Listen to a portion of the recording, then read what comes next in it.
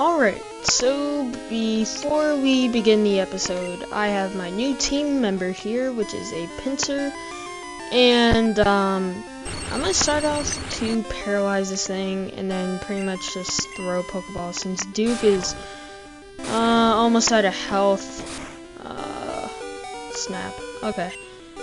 So he has a bind on us, and I think I might just start chugging him, the park balls. You can only do the bug catching contest on Tuesdays, and I set the clock to Tuesday. Yes! There we go. We got the pincer. And I don't know what I'm gonna name him. I was thinking about naming him like Beetle Sauce or something, or like I really don't know, but anyways, I'm gonna go ahead and end this here. And basically I get to show what you win. We will now judge the Pokemon you've caught. ... We have chosen the winners. Are you ready for this? Placing third was Dylan. Who caught a pincer. Yay, the score was 356 points. Placing second was Cool Trainer Nick, who caught a Scyther. I think it goes by like health and how fast he caught it. I can't remember. The score is 362 points. This bug catching contest winner is Camper Barry, who caught a pincer. Wow. That's messed up. The winning score was 369 points. Dylan wins number 3 prize, a gold berry. Yay! We get a golden berry. So fancy. Please join us for the next contest. We'll return the Pokemon we kept for you. Here you go. And now we can give this thing a nickname. And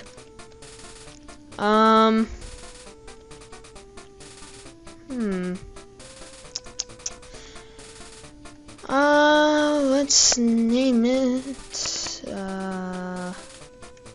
I'm gonna name it X-Man. Okay, I really am though, because yeah, X-Man. Basically because I mean the claws, you know, the little pinchers kind of remind me of claws, and well, that's pretty much the explanation I have. So anyways, on to the episode. Alright, so in the last part, we made it here to Route 36, and as you saw in the beginning, I caught my new team member, X-Man. He's a Paris. I actually off-screen trained him to level 22, just so he could actually keep up with the team, and I think I trained Clyde up to 23. X-Men actually did learn a new move, which is Seismic Toss, and it basically does as much damage, I think, as whatever level you are. It's an okay move, but it's not the greatest thing in the world. But anyways, I guess we can go ahead and take on these two twins here. So let's go ahead and get this started. Ann and I are in this together. That was probably the shortest dialogue I've read. Anyways, this should not be too much of a problem at all. Oh man, okay, so I mean, really, whenever you're facing a normal type and you got this fighting type move right here, it's pretty much, what? Oh wait, I don't think Seismic Toss is ever super effective now because of like, I can't remember what it is. It's not really like, it's kind of hard to explain, I guess. It's not really a fighting type move. Like, even though it says it is a fighting type move, it's just that it, I don't know, it just doesn't really, it's hard to explain. It's like, it is, even though it says it's a fighting type move, it's kind of like a normal type move. It's kind of weird. I've never really understood Seismic Toss. Anyways, let's go ahead and take on this next trainer. Pokemon can't do a thing if they are asleep. I'll show you how scary that is. Oh wait, I think I should switch out. This guy is a psychic type. Yeah. Drowsy shouldn't be that bad. Just as long as he doesn't get a confusion on me.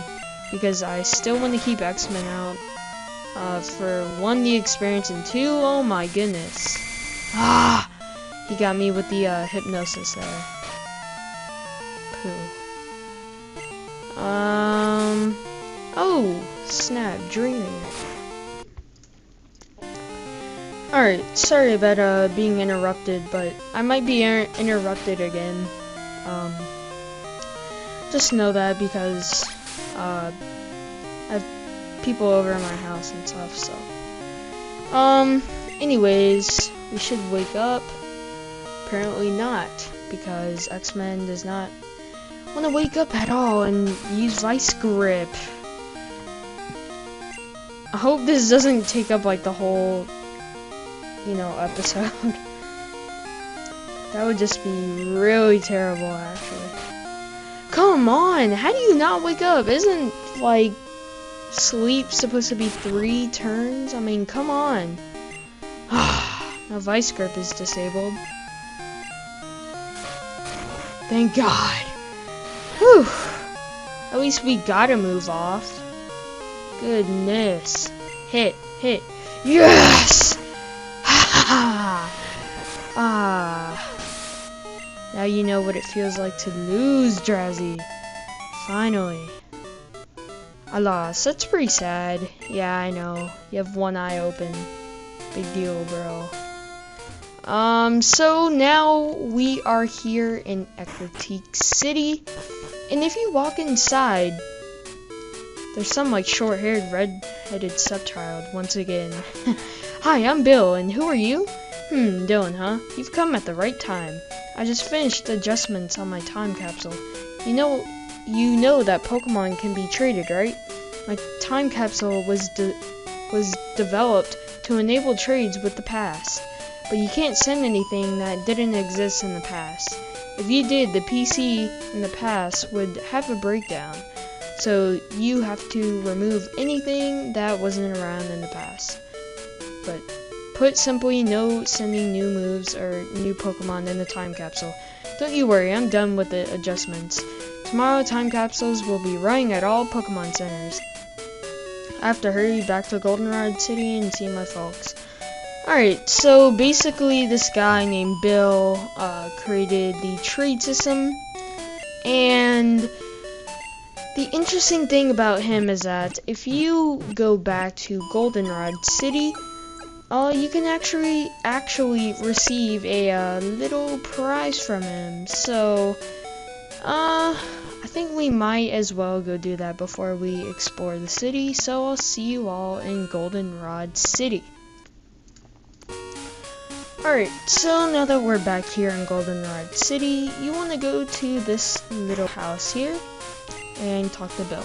Hi Dylan, do us a favor and take this Eevee. It came over when I was adjusting the time capsule. Someone has to take care of it, but I don't like being outside.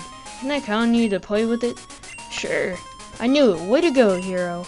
You're the real deal, dude. I'm counting on you. Take good care of it.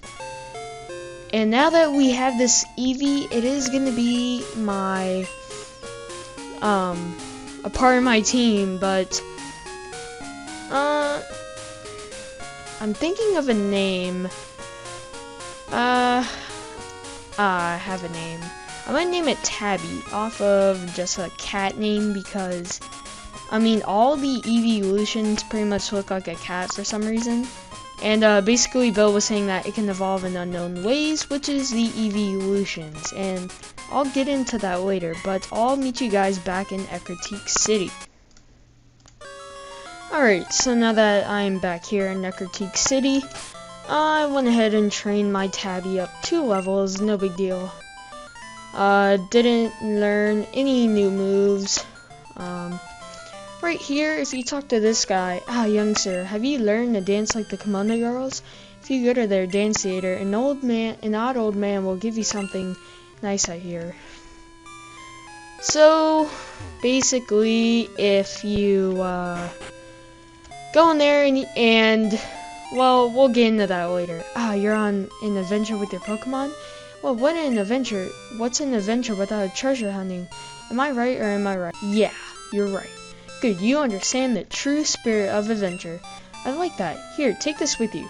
And this is an item finder, so we can actually find hidden items randomly stored in the game. There are many items lying about that aren't obvious. Use item finder to check if there's an item on the ground or near you. It doesn't show the exact spot, so you'll have to look for yourself. So he says there are probably items in the burned tower, which we'll also get that into the next episode. Is there really a Pokemon that big? If it exists, it must be powerful. So let's talk to this old man here and what he has. This happened when I was young. The sky suddenly turned black. A giant flying Pokemon was blocking out the sun. I wonder what that Pokemon was. It was like a bird and a dragon. So that kind of leads to a little folk tale, I guess, of the two legendaries.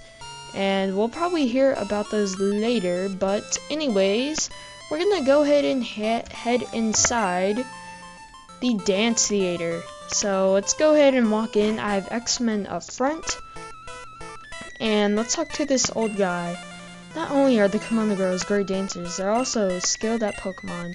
I always challenge them, but I've never even left a scratch. Lad, if you can defeat all the Komodo girls, I'll give you a gift. Go. Sounds like a baby. But, so, this guy basically is saying that if we can defeat all the Komodo girls, he'll give us a special gift. So, I'm just gonna go left to right, and hopefully taking out the Komodo girls. So, let's get this on. You have lovely Pokemon. May I see them in battle? I always love that weird, like, I don't know if it's like Japanese or something, but it's like do that type of thing. I thought that was pretty cool what they do whenever, that happens. I thought that was pretty cool how they put that in the game, but we're gonna go ahead and take out the Eevee evolutions, but this is the weird thing. They don't have an Eevee, but they have all the evolutions. So basically, they have Flareon, Jolteon, Espeon, Umbreon, and Vaporeon. And I think Umbreon, if I left him out. But we're gonna go ahead and take on the next one. I always dance with my Pokemon, of course. I always train them. So I don't know why they left out Eevee. I guess since Eevee isn't really that much of a challenge, it is a normal type, so I guess you could say it's no big deal. The next one is gonna have an Espeon, level 17. Shouldn't be that bad to even take out. I mean, considering this thing probably is the best special defensive wall, but X-Men is a physical attacker, so I don't think that's gonna do well. And there he goes, level 23. Oh, so close, I almost had you. And the cool thing is that it's pretty much free money if you can easily take out everybody in the Komodo Girl dance theater. Isn't my beret pretty? Oh, a Pokemon battle. I think this one may have a Vaporeon, if I'm right. I hope so. So this is Zuki. Oh, she has an Umbreon. That's okay. We're gonna have Duke here, and let's go for a Thunder Shock. Hopefully, this thing is very defensive, and that was a critical hit? Wow. Honestly, that shows how strong this thing can be. Umbreon is mostly like the defensive wall out of all the Pokemon. Even though it doesn't learn the best moves, it still can be a threat. Gosh, this thing, I can't even, it's pretty crazy what this thing can do against a Pokemon at all. Then again, if you have a fighting type, you can sweep this thing easily. It's not a big deal, but Otherwise, you might have a tough time taking that thing out. But we're gonna get a giant level up for Duke there. Goodness. I don't have any Pokemon left. Dun dun dun. Oh, Mom, what do you want? Yeah, we know you bought an item. It's in our PC. Actually, we do need to go check that after we do this, because, gosh, I don't even remember the last time I checked my items there. Goodness. And please say this lady is the one with the Vaporeon. Oh, you're a cute trainer. Would you like to battle? Please have the Vaporeon. I will love you right now. So this is Kuni, and yes! She has a Vaporeon. Thank God. Because Zoe would have been taken out in one hit if we faced Jolteon. Whew, that would not have been fun. Goodness, Zoe. Oh, gosh. I don't know if we haven't been training you or what, but Bite barely did anything. I'm gonna switch out. I'm sorry, but that's just garbage. I can't deal with that. I'm sorry, Zoe. You're gonna have to get out of here for now. Duke will easily take care of this thing. Even though Duke was supposed to get this experience all to himself, it really doesn't matter now. Considering, I mean, oh well. He got the level 23 at least, and I don't even know if he's gonna be used for this gym. Because spoiler, it is a ghost type gym, so I don't know, he might, maybe, if they have like a Golbat there. You're stronger than you look. I don't even know why they would have a Golbat, but oh well, guess it doesn't matter. So the last Pokemon is Jolteon. I think I'm gonna go with Clyde. Might as well. Zoe needs some training done, probably after this episode. Do you like my dancing? I'm good at Pokemon too. Funny thing is that you don't run into the Kimono Girls only at this part of the game and later on in the game, but this is like one of like the earliest times, or even one of the first times you actually get to meet and see the Kimono Girls, only because that in Heart Gold and Soul Silver they kind of travel around. Alright, I'm back. Gosh, I keep on getting interrupted like I said I would, because people are over at my house and they're being pretty loud, not gonna lie. My door is probably the most hollow thing ever in the world. But like I said, the Kimono Girls and Heart Gold and Soul Silver are going to be in different parts of the game, and you'll pretty much run into them like wherever you go, I guess, throughout the game, and you end up meeting them here to battle them all, which is pretty funny, but that's later on in the game, like quite later than this. But let's go ahead and talk to the old guy. He's gonna have the same script, but the way you battled, it was like watching a dance.